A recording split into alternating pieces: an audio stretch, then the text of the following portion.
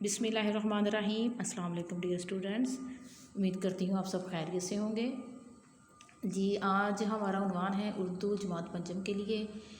जी students, आज हम पढ़ने जा रहे हैं सबक नंबर 17, जिसका उन्वान है जो सोता है वो खोता है। जी स्टूडेंट्स, ये जो सबक है इसकी आपने अच्छे तरीके से दोहराई करनी है, यानी कि इसकी रीडिंग करनी है, और इसके अंदर जो मुश्किल अल्फाज हैं उनको अपने ज़हन नशीन करना है। कोई एक पैराग्राफ इसमें से आपने मुंतखब कर लेना है, वो आपने ज़ुबानी जो है वो इमला के तौर पर इसको लिखना है, और इसके अंदर जो जितने भी मुश्किल अल्फाज होंगे उसकी आपने ज़ुबानी से मशक करनी है, ताकि वो अल्फाज जो हैं वो आपको लिखने आ जाएँ।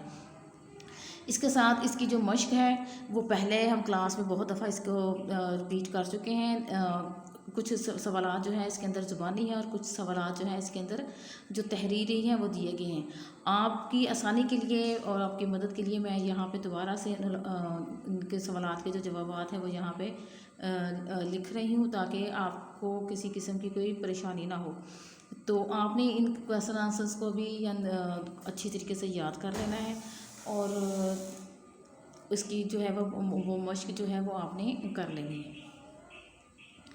Okay, thanks for watching. Please like, comment and share.